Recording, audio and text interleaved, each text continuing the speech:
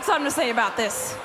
You might have everyone fooled, but not me. I've seen your dark side. Don't act so carefree. I'm the MC that can see that you're hiding. Oh, she was possessed. So misguided. I don't trust you, Ozzy. You're a bit dodgy. But can you dodge these kicks to your body?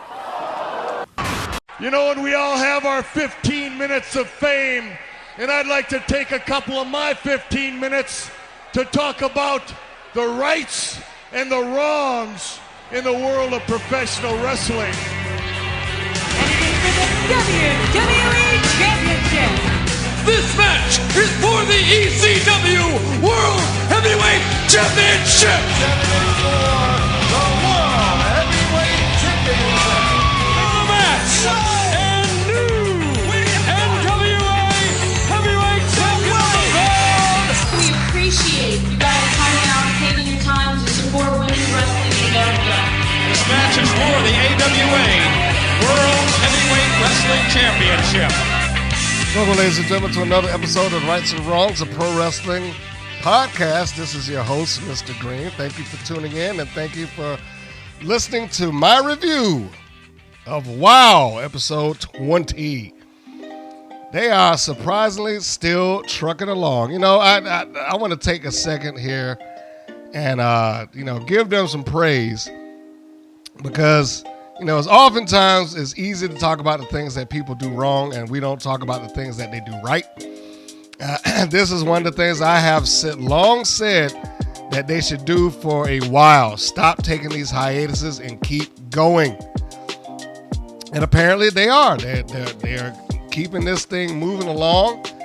I don't know if it is good for them, but it is certainly helping some of their continuity. I won't say all. It helps some. So with that said, we're going to go right off into, talking about the show, what was done well, what was not so well. But before I do that, there is one thing I have to bring up because it came onto my timeline, and that is that WOW is looking for more WOW superheroes. Now, I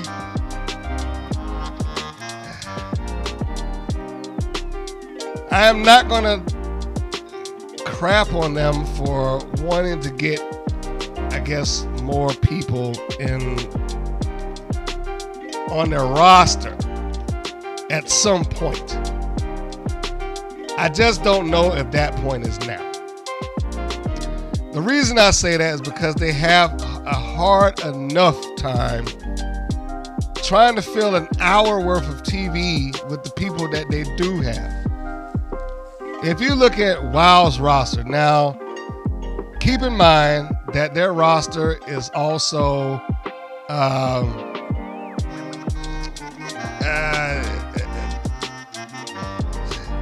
I can't say incomplete. What about it? They have people on that roster who probably shown up once or twice. Okay, it's not updated. That's what I'm thinking of. It's probably not as updated as it should or could be. Okay? There are people that are on that roster listed that probably are just are never coming back or found other opportunities or, whatever the case may be. But and I should rewind this a little bit because the tryout, or at least this one, the one that took place in Los Angeles, already took place by the time I'm recording this. Today is the 3rd, as I'm sitting down doing this right now. The tryout took place on January 31st. So I'm going to say if you are somebody that's listening, like, oh man, I missed a chance to join WOW. Well, first off, they're going to do it again. They do this like 2 or 3 times in a year. And again, I don't really, this is just me speaking. I don't really get the why they're doing it, because they have enough people and they don't really do well with the people that they have. Some people get lost in the shuffle. That's just my opinion. They get lost in the shuffle. So, like they have Foxxy Fierce there as as one of the faces of WoW, and I'm sure she enjoys it. She gets to do commercials, and she's been on a couple of different TV shows and daytime talk. And I think I forget who she was on there with, but she, through their CBS connections, was able to go on Let's Make a Deal. So I'm sure she enjoys WoW and what WoW has presented to her.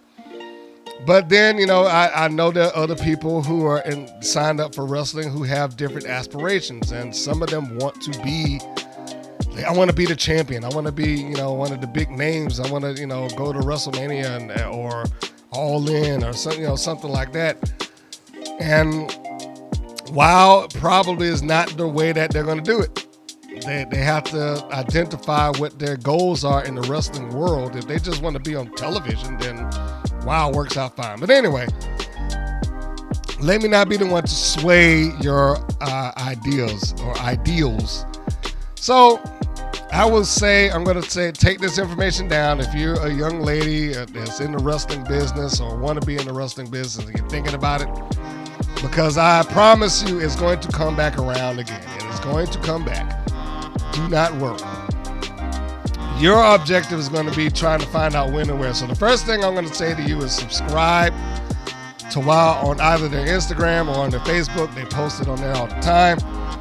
Secondly, if you want to be considered, they're going to ask for your full name, photos of you, and a resume. Now, why they need a resume, I don't know.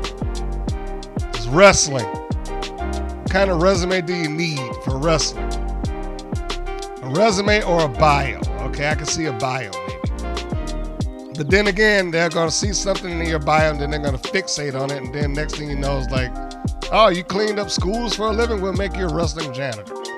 So be careful with that. Your email, send it to talent@wow.com. Remember, talent@wow or wowie, however you want to pronounce it, at WOWE.com. I would say subscribe to the social media, wait for the next thing around, have the information that they are looking for ready, and when they come back through, and I promise you they will, you can be ready to do it. Send it off and then find out where they're trying out at and go. There you go. That's my good deed for today. All right, so we are going to go and we're on episode 20. Another episode of WoW, my friends. Another episode of WoW. And what happened on this particular episode? Well, I'll tell you. They did the same, the opening segment. I think we can pretty much surmise at this point that the opening segment is generally the same thing. The graphics have changed, and the setup for it has changed, but it basically serves the same purpose. Tell who is watching what they can expect within the hour of this show.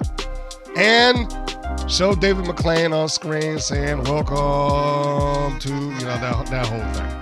So he has to do that, at the intro of every show.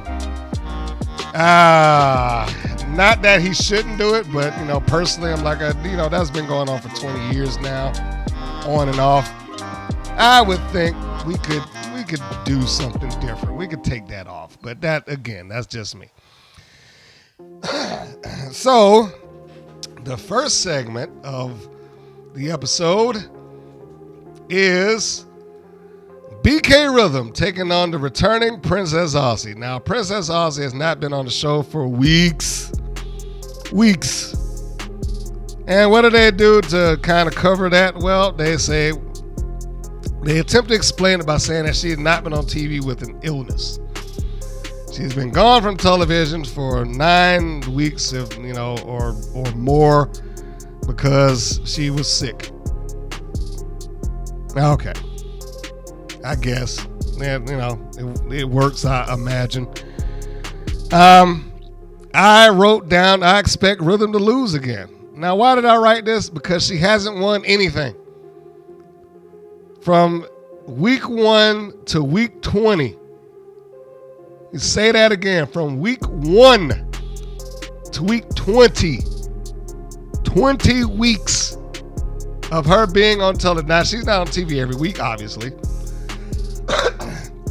But the weeks that she's there, she loses. She's just there to help get the next person over. So I didn't see any reason for this to change.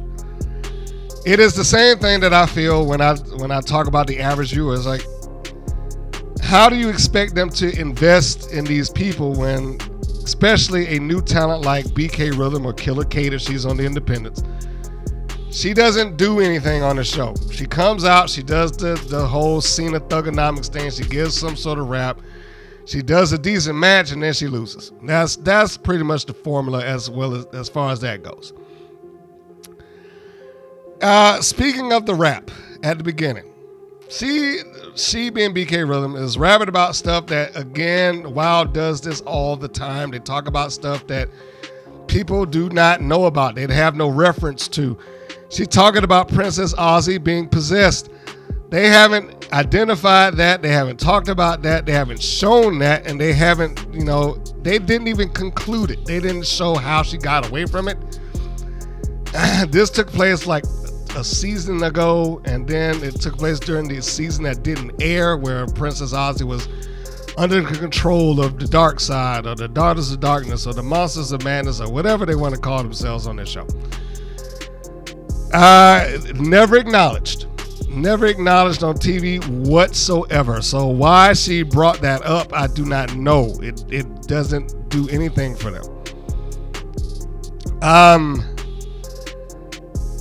The match between the two of them, I expected the match to be tight, and it was. It was a fairly good match, but it's like watching a squash match back in the day. I mean, I know WoW likes hey, it's all WoW superheroes, and I said before, if WoW was going to insist on doing this or slotting people as some sort of jobber, let's just call them that, some sort of enhancement talent, which is essentially what BK Rhythm is, then chill out on the star-making vignettes and whatnot. They don't need it. If their job is to go in there and lose, then I don't need to know who she is and her aspirations and her musical goals and where she's from and all that stuff like that. I don't care. It's just, you can't be nice about that anymore. I do not care. If she's not there to reasonably win, 60-40, 70-30, something. If she's not there to win sometimes, then I do not care about her background. Skip it. She was one of the first people that this show identified as a WoW superhero and hadn't won at all since. So, yeah, if that's the case, just leave it alone. Just move on, because it's not important. It's not important. There's no reason for people to relate to her. She loses constantly. No one wants to back a loser. So this match ends with the returning Princess Aussie, who somehow escaped the powers of the dark side inexplicably. She gives a roll through split leg stunner, which drops Rhythm and sets her up for a frog splash off the top rope. 1, 2, 3. She wins, and there's really not much more to that match than that. Decent match, but there was no point to it necessarily. We go to the next segment. The Beast is being recapped about her joining up with Jungle Girl and training for the return. And they finally show some video of Jungle Girl and the Beast's rivalry. Now, nothing wrong with this segment. I like the segment. And I like that they identified that these two had a rivalry before they got to this point. Kind of Apollo Creed Rocky-ish, where, hey, after the beating we've given each other, there's a little bit of respect there, and I want to see you succeed, even if I'm no longer, wrestling myself. The only issue I had with this, well, you know what? Let me rephrase that. I don't have an issue with this. Last week, a couple of weeks ago, when they did the Beast best of episode. That was a perfect time to insert a feud with Jungle Girl. It was the perfect time to show any of the matches that they had, do a video pack, something about one of the biggest rivals that she's had, and there was Jungle Girl, former champion in her own right, yada, yada, yada. Because when you go to the next week where, not Jungle Girl, the Beast comes out and she has the championship, and she's like, I don't know how long this recovery is going to take or whether I'm going to get back into WoW or not. And Jungle Girl shows up. She wouldn't just show up to people who are watching this show like, who is that? And I can say with full confidence that people said that because I was sitting right next to 3 of them. Who is that? Has she been on this show? And they've watched every episode up until this point along with me. Like, I don't know who this person is. And let me just explain. I'll do that because I want to see or hear what the average person who does no concept of WoW will react, how they react to this stuff. Persons that don't go on the internet, persons that don't follow it on YouTube, they don't go and try to find these people out, their profiles and stuff like that. Nothing. All they know about the show is what they see on television. And these people are like, I don't know who this is. Why is she coming out there? Why has she got no shoes on? So it takes them to have to explain, and it took me to have to explain, oh, no, that's Jungle Girl. She's been there for a while, former champion, blah, blah, blah. But WoW should explain that. I shouldn't have to do it. WoW should be explaining things like that. But they don't. So, you're left with this and you find out in hindsight. So, the package of showing those two were fine and I enjoyed it. I just wish that they, weeks earlier, had gotten set up for it better. Next thing is David McLane announces how they will crown a new champion. And, of course, I'm glad that they do not have another tournament. I was like, we don't need weeks and weeks of another tournament. So thank goodness for that. Apparently this is going to be a gauntlet match and the names will be announced as the weeks go on, I imagine. If I was a betting man, I would say that you're probably going to get Riki. Let's try that again. Leia Makoa. I'm mixing up her indie name. Sorry. Leia, I'm assuming you're going to get Leia Makoa. You're probably going to get Reina Del Rey. You're probably going to get maybe Jessie Jones. She's undefeated. She should be there, but that goes against logic. They probably will exclude her just because of that. Who else could they throw in there? Everybody else just kind of lost. Maybe Aussie. I mean, they'd probably stick her in there just because. So, I think you got a little bit of that going on. But I'm not going to sit here and guess. That was just a few off the top of my head. Kandi Krush, she'd probably be in it too. And Penelope Pink. Those are my guesses. And I'm imagining Penelope Pink will probably win the thing and be the new champion. So we'll skip past that. Going to the next segment is Kandi Krush and a recap on how she got into the feud with the Daughters of the Dark. I know their names changes every week because they never officially gave them a name. So I just kind of throw out one whenever I think of it. So they talk about that in the upcoming 6-person tag. Next segment, Coach Campanelli, who is clearly a fraud. And why is Rah Rah pairing with her, which is what I wrote down. But I also answered my own question because, they keep winning.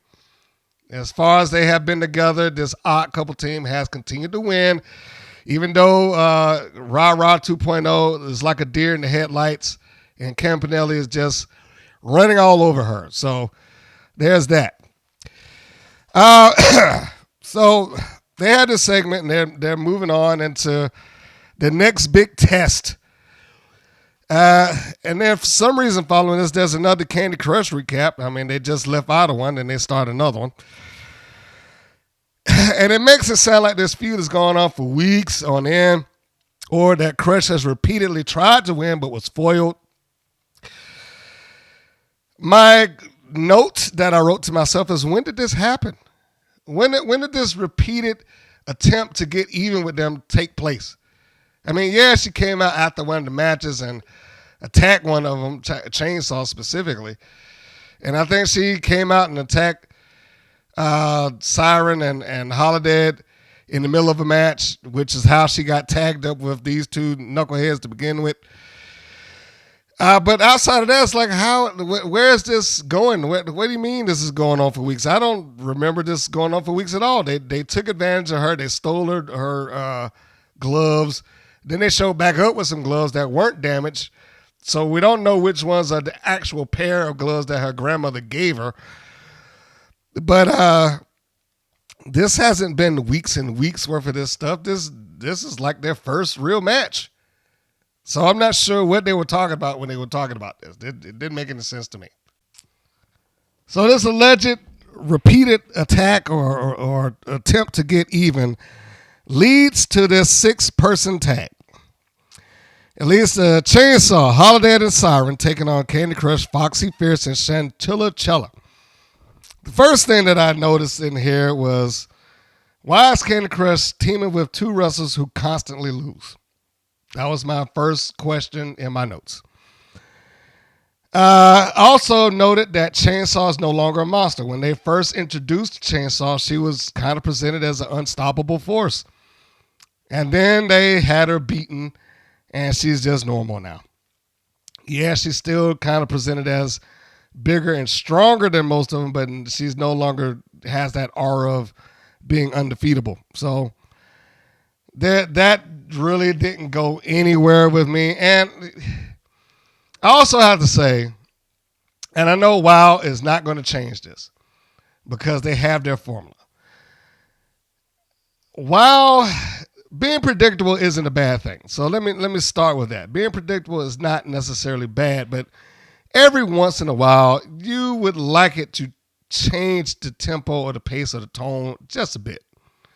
This is one of those cases. If this is such a blood feud, this 6-minute match, and actually I think the match in and of itself is probably more like 5. It doesn't go anywhere, but that's all of their matches. They're like 5. They're 6 minutes long, and every match doesn't need to be some 30-minute long epic encounter, back and forth chess match. It doesn't have to be that, but every once in a while it needs to be more than 5 minutes, and it needs to go past a segment, especially when there's allegedly some emotion tied to it or something along those lines. This would have been one of those matches, but it didn't do anything. Like, where? And God. Anyway, I can't even get my mind together to wrap around the concept of this. It should have been a stronger match, and it's not.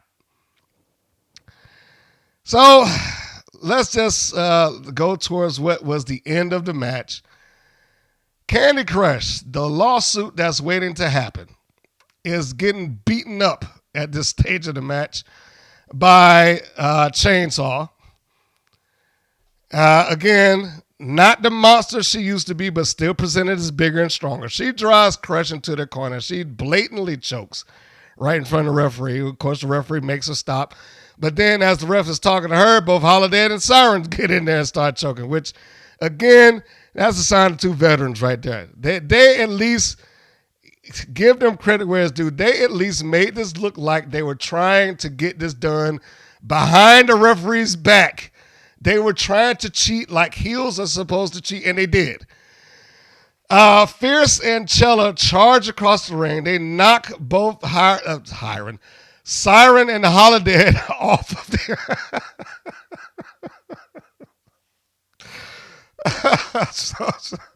I'm sorry. Yeah, no, I'm just blending in all the words. Just make up something. Hiren. All right. Anyway, Siren and Holidead.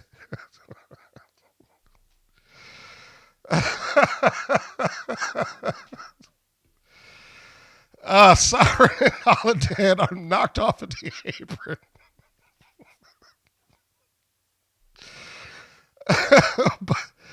Oh, God. Get it together. By Chantilly, Chella, and Foxxy Fierce. They do a double team right in front of the referee. I mean, this is about as blatant as it could get. So you can't blame Holidead for charging in and stopping Kandi Krush from coming off the second rope, where she's perched at as Fierce and Chella attack Chainsaw. Holidead does what any partner would do. She comes in and she saves her partner. Never mind the fact that when she came in there, Kandi Krush is up there being ridiculous, yelling her non-catchy catchphrase of "let's go." So she does that. Holidead hoists her up while she's in the middle of yelling at nobody and tosses her into the waiting knees of Chainsaw. So Kandi Krush not only loses in her attempt to get even, she loses clean.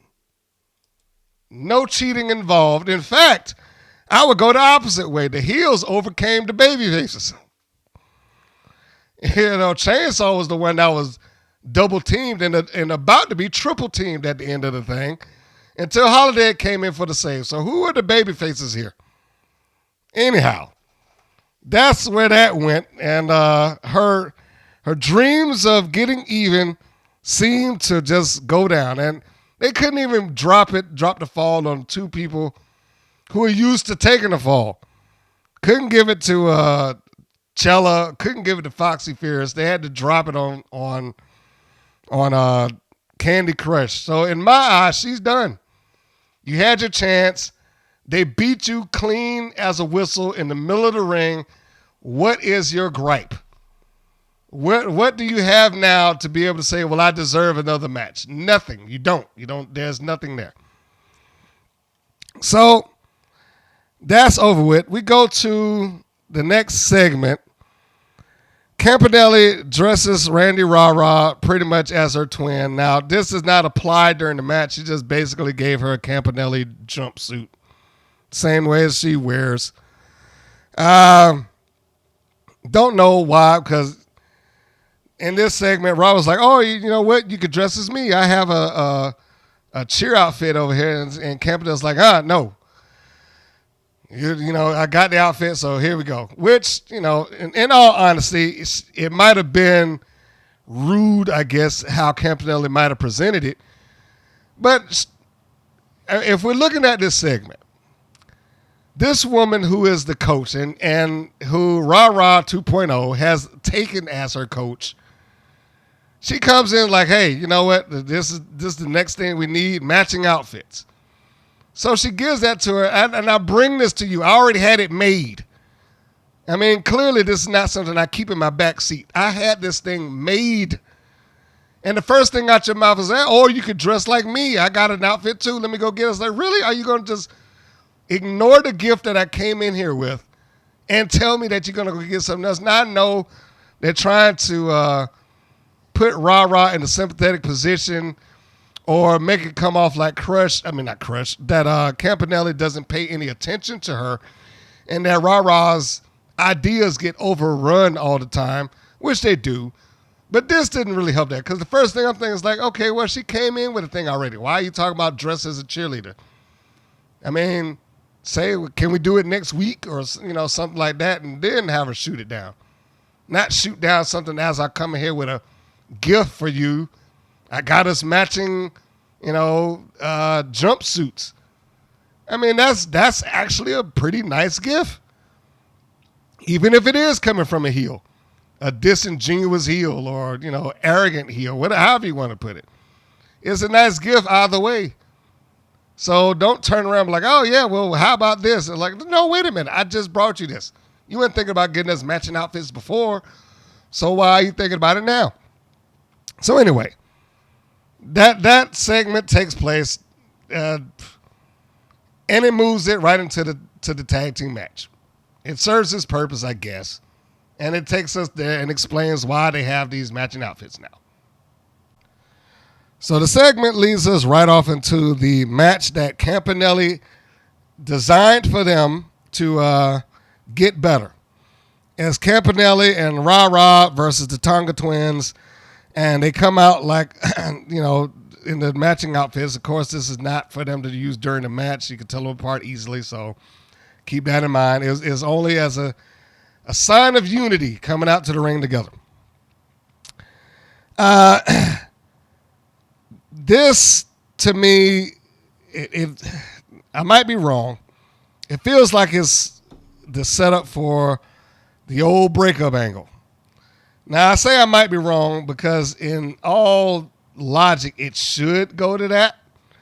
But with WoW, I can never tell because it's kind of like swerving people for the sake of just being swerved. We'll just throw this in here so that you can, you know, be fooled.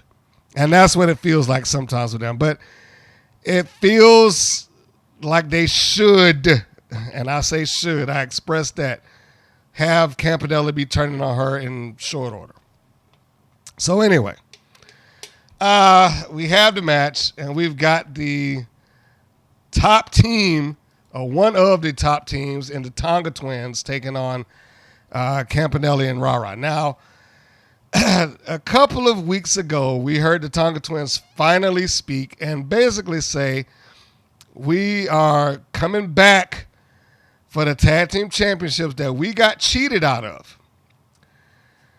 Makes sense. They should be coming back for the tag team championships that they got cheated out of. In the tournament finals, they had cut through everybody that was put in front of their way up until this point. Keep that in mind as I rotate back to that as I talk about the match. So, the Tonga Twins, who are presented in WoW as a top team, come out, and they are, you know, positioned as the bigger and the stronger of the two. Campanelli looks to want to start the match until she walks up on one of the Tonga Twins, and then she changes her mind. She's in there, and then kind of mocks them a little bit, ducks underneath what would have been a punch to the face or a clothesline, and tags the unsuspecting Randi Rah Rah. It's like, all right, yeah, now go in there and get it. So Campanelli is still doing minor heel things in allowing her partner to take the beating and, you know, do the work. So in any case, for all intents and purposes, this is a babyface versus babyface tag match with a little bit of heel flavor sprinkled in. So it works. It does get the angle across. And again, keep in mind that Rah Rah is used here as a means to get the work done for their team. Campanelli does not allow her to get beaten, but she didn't want to come in there and start the matchup and all that stuff like that. So we move down to where we're getting towards the finish. The Tonga Twins are, you know, pretty well in control of the match, right? I don't know them apart, so I'm not going to give you Chaos and Kona. I don't know. But they set Rah Rah up for what would have been an assisted spear. Rah Rah gets out of the way. And I'm just going to say Chaos nails Kona. Like I said, I don't know them apart, so I might be wrong. Rah Rah gets out of the way, and the sisters nail each other. Or one of the sisters nailed it, you know, the other one. Tag is made to Campanelli. Campanelli then sets up for what used to be a assisted cannonball from the top rope. This is a Quebecer finish. I don't know if you guys out there are familiar with the former WWF Tag Team Champions, the Quebecers. One of them you would know now is PCO. He used to be a Quebecer Pierre. And what would happen is Pierre would go to the top rope, him being the bigger of the two. Jacques would stand at the bottom. He would hold his hands up. Pierre would grab his hands, and Jacques would kind of pull him off towards their opponent and have Quebecer Pierre land back first, kind of in swanton or senton style, across the chest and stomach of their opponent. This is what Campanelli and Rah Rah did. Rah Rah tagged out. Campanelli sets herself as the base. She tells Rah Rah to go up to the top rope, and she being Rah Rah, is in the Quebecer Pierre position. Comes down with the cannonball and lands on top of, we'll just say, Kona. Rah Rah. These names, goddamn. Anyways, Rah Rah is pushed off of Kona, and Campanelli scores the pin. Now, at first glance, it would look like, okay, Campanelli's just being a glory hog, which I guess is how it should come off. But the truth of the matter is Campanelli was the legal person. She had to get Rah Rah off of them in order for that to work. So I'm not sure if that got necessarily what he wanted, but they just won. And they defeated one of their top teams to do it. Clean. Again, clean. You know, I would think, you know, here and there they would have to use some cheating tactics every once in a while to get the point across, but they almost never do. I don't understand it. So, Campanelli and Rah Rah win the match. And, of course, Campanelli is taking credit for everything and doing the heel shtick. So we still know that Campanelli is a heel underneath babyface exterior. And Randi Rah Rah, or Rah Rah 2.0, is just too oblivious to see it. So we move on. The next segment was Sophia Lopez. She's cutting a promo on Leia Makoa on behalf of Tormenta. This is another one of those cases where I have some mixed feelings. One, I am glad and happy to see Lopez being a manager and cutting a promo. However, she cuts the promo. I know English is not her first language or her strong suit, but she is still doing manager stuff and she's getting better at it, and I like the fact that she is doing that.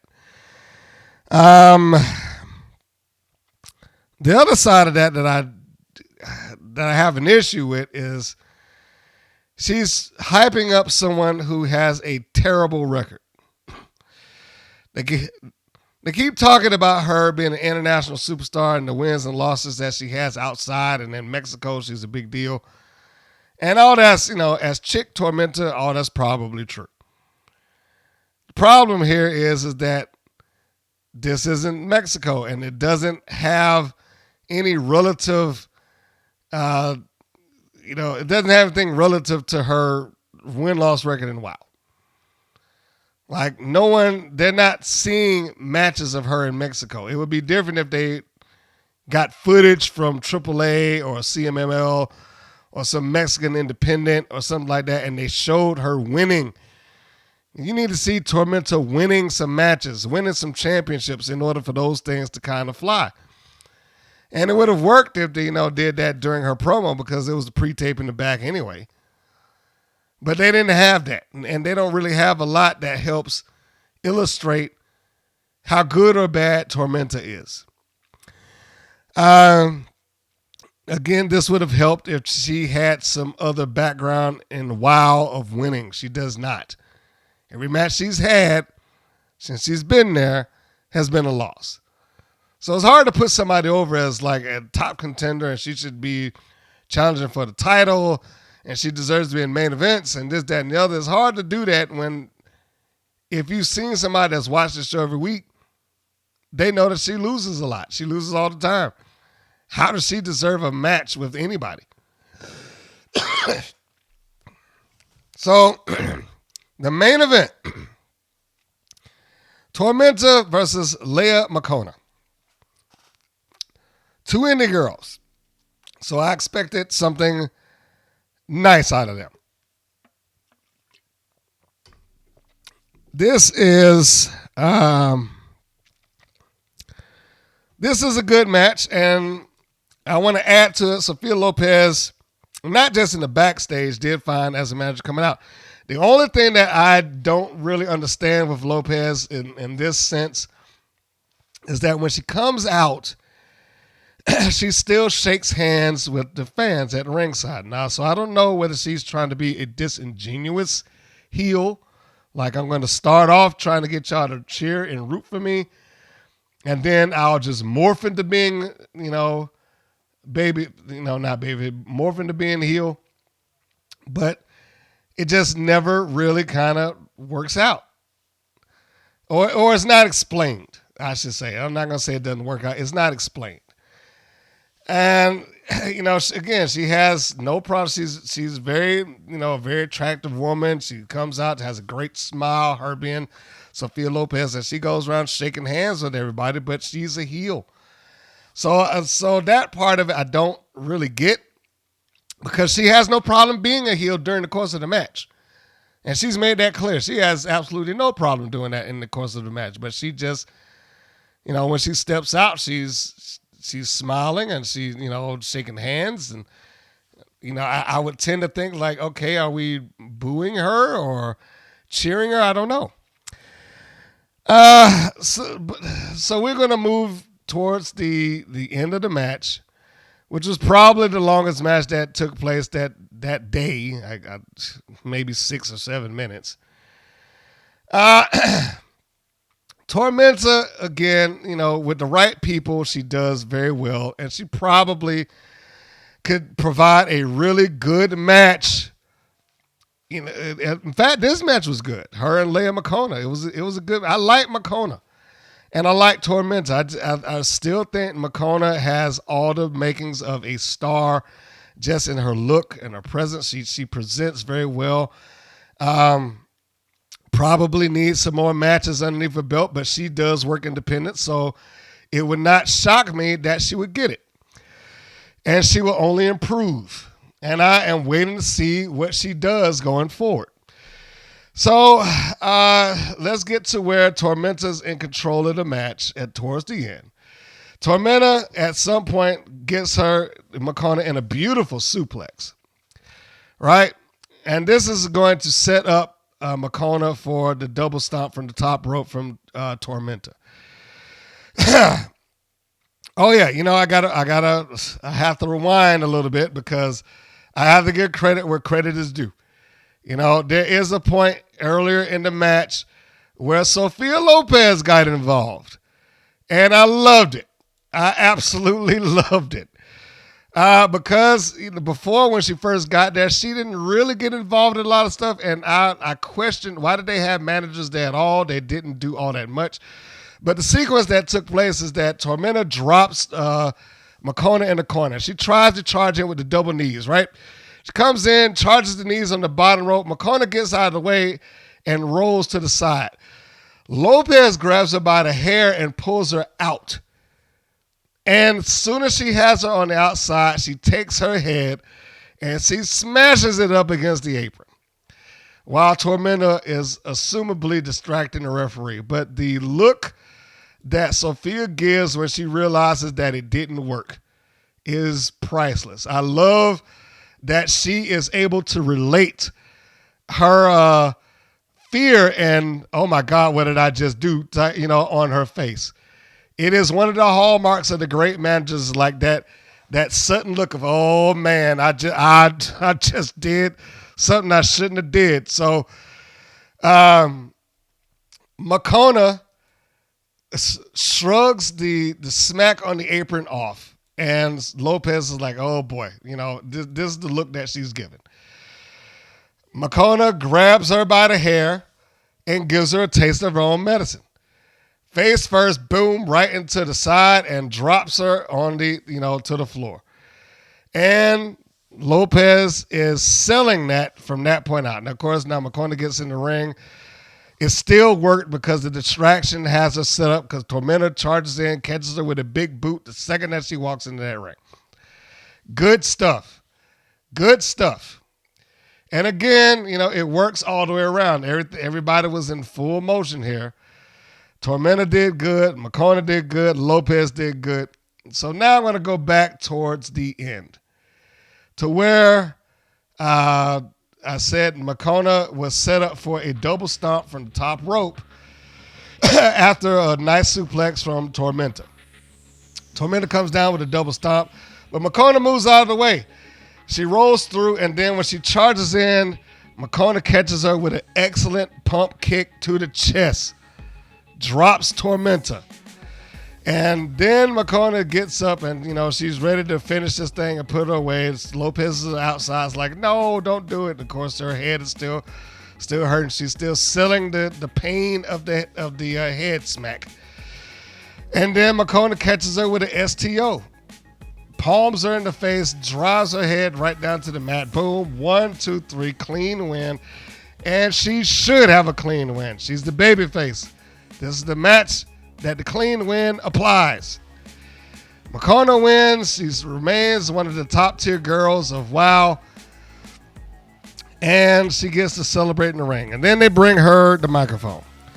And she cuts a promo. Now this promo, although good, is seemingly out of place.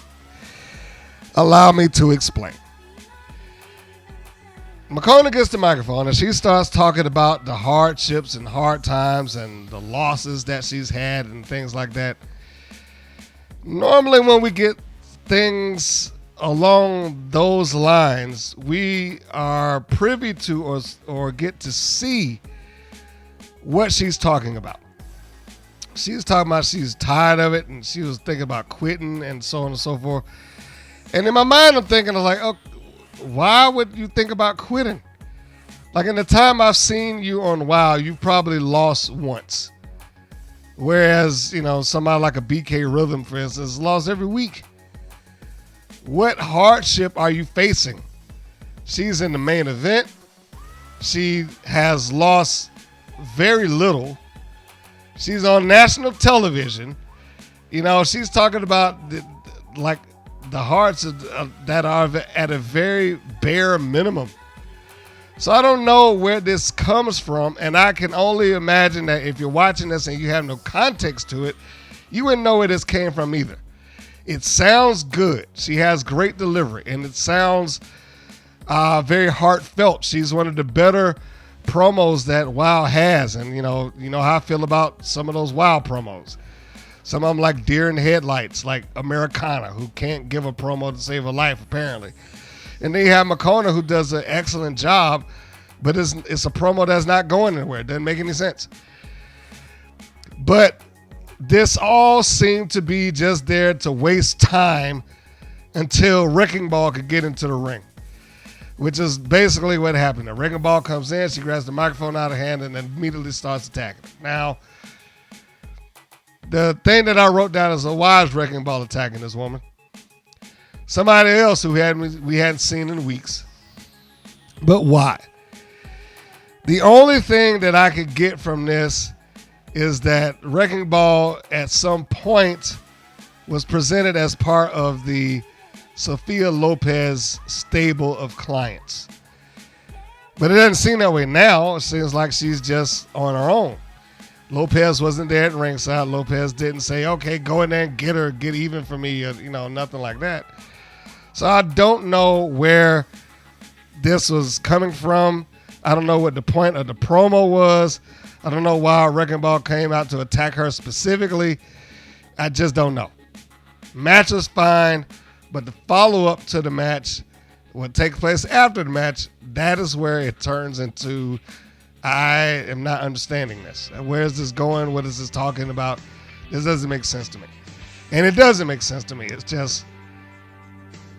just random stuff. The promo, although sounds good, seems pointless. That's the best way I can put it.